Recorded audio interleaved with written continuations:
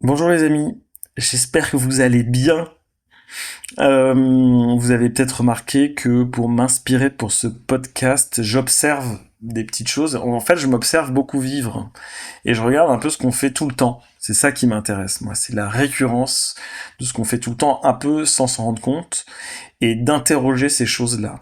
Et donc, il y a un geste qu'on répète tous les soirs, sans même y réfléchir, c'est qu'on s'extrait du monde, on grimpe sur un rectangle de mousse surélevé et on tire sur nous une enveloppe de tissu.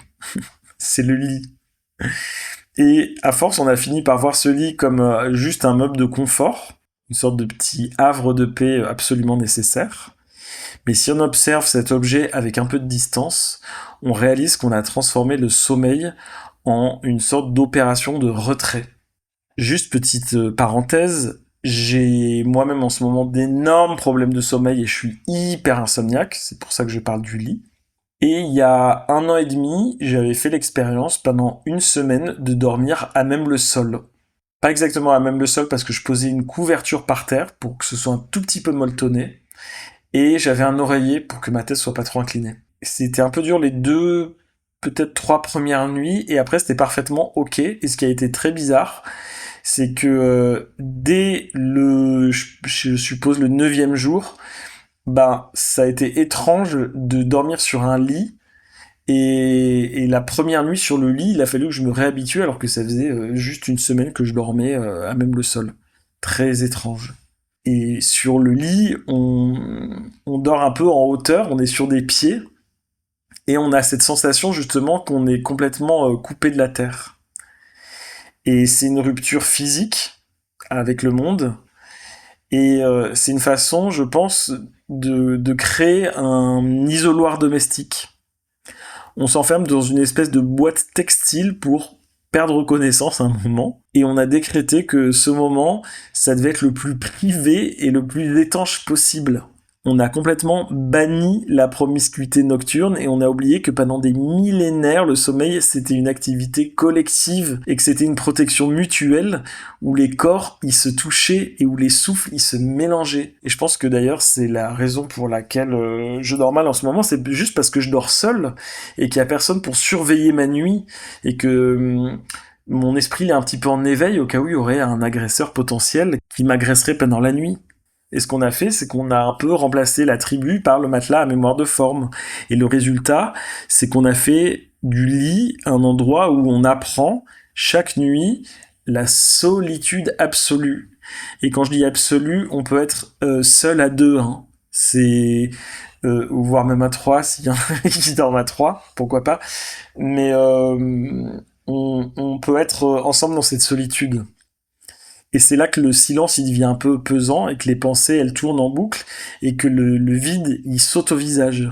Et on a optimisé le confort thermique et lombaire, mais on a complètement détruit la sécurité émotionnelle du groupe. Et on se retrouve seul face à nos propres fantômes et on est protégé par une couette, mais hyper vulnérable comme jamais en fait.